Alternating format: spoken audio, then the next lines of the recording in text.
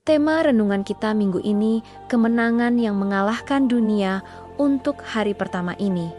Kemenangan dimulai dari salib. Saudara-saudari yang dikasihi Tuhan, ketika kita mendengar kata kemenangan, biasanya kita membayangkan keberhasilan, kemuliaan, dan sorak-sorai.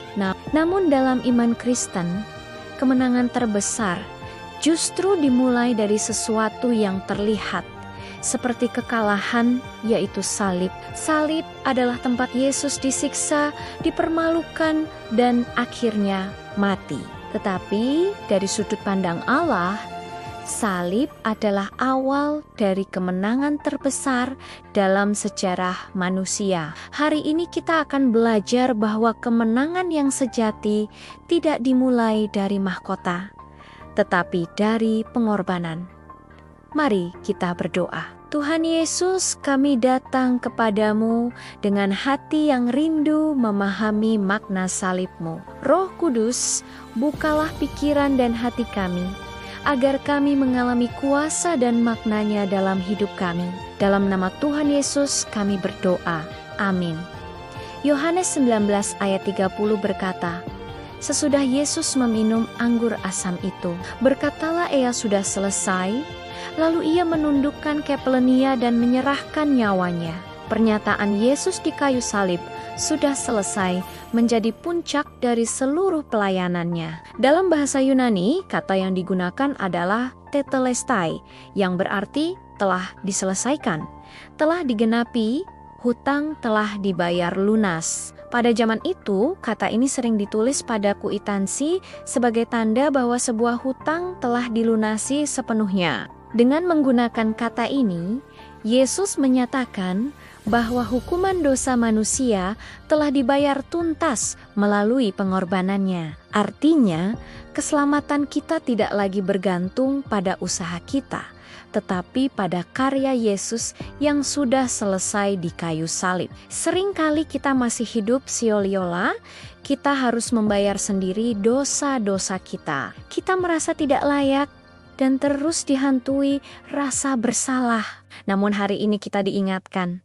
sudah selesai. Tugas kita adalah percaya dan hidup dalam syukur. Bayangkan seseorang memiliki hutang yang sangat besar, lalu suatu hari seseorang yang kaya melunasi seluruh hutangnya. Ketika kwitansi itu diberi cap lunas, orang itu tidak lagi hidup sebagai orang yang terikat hutang. Demikian juga dengan kita di kayu salib.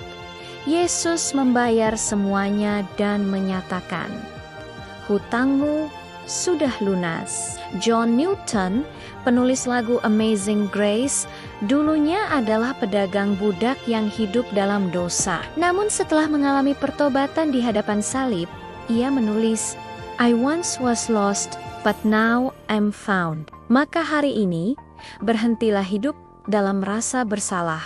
Jika Tuhan telah mengampuni, jangan menghukum diri sendiri. Hiduplah dalam syukur dan ceritakan kepada orang lain tentang karya salib.